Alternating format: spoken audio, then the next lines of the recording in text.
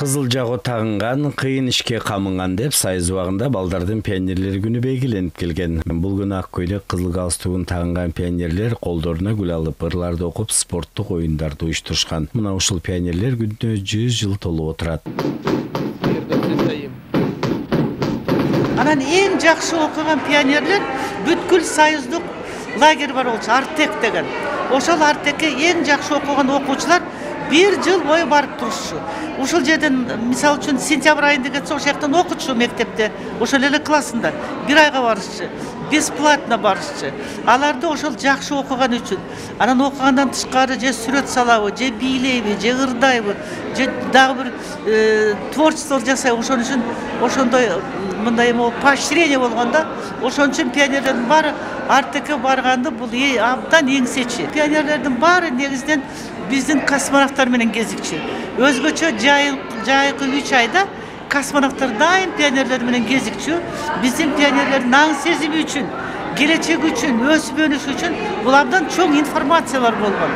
Өнөр менен сапар алып дүйнөгө шыктандырып дем бересиң дениме.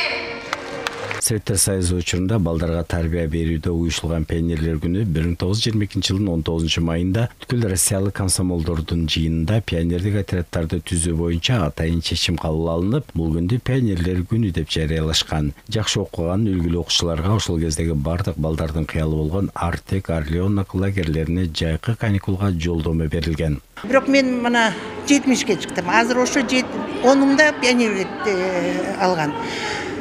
Ошондо мен 60 жыл бою пионериядамын да. Ошо 60 жылда мен тиги Артекке да бардым. Пионерский лагерлерде иштечимин. Анан кийин пионерский Артекке барып, эменин высшая школа пионерских работников аны бүттүм ошо жерде. Аяктан келип ЦК комсомолго келдим. Гана жөнөтчүбүз. Бирок ошо чабандын, рабочийдин көп балалуу семьялардан бирок жакшы окугандар жөнөтчүбүз Артекке. Бир тыйын албай, ошонун баарын комсомол төлөчү. Ошон үчүн баарыңарды куттуктайм, баарыңарга жакшылык, ушу пионердин үмүтү жакшы эле, жолу жакшы эле. Ошону эмеде баарыбызга ошону сактап алсак, ошону сактап туруп, анан кийин ошолордун эң жакшыларын алып туруп, балдарыбызга да кичине берип, имандуу да. Пионер деген эң биринчи имандуу, тарбиялуу бала болчу.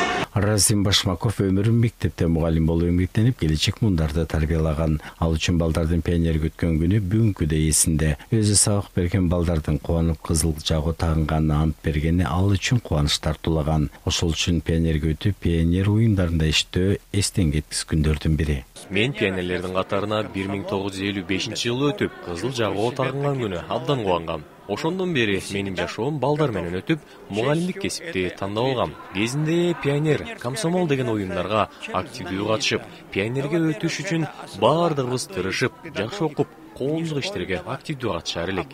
Азыр мына ушул оюндар жок болсо дагы, балдар жакшы окуп, алдыга максат коюп жатканы мени кубандырат. Эгерде жеке эле мугалим эмес, ата-эне дагы балдарын туура тарбияласа, алардан келечекте жакшы инсандар чыгаарына ишенем. Жалпы замандаштарымды 100 жылдык майрамы менен куттуктайм.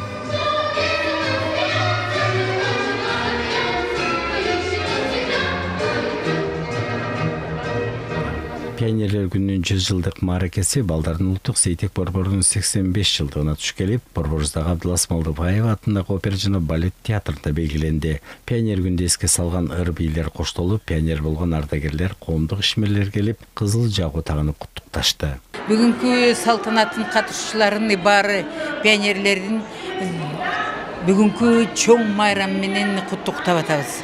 Мындан ары дагы жаш өспүрүмдөр менен иштөөгө даяр болуңуздар дегендей клич бар эле. Следующего поколения будьте готовы дегендей, всегда готовы говорили. Ар дайым болсун апам, ар дайым болсун асман, ар дайым болом мен деп дайыма ар ишке даяр болгон келечек муундар бар болсун.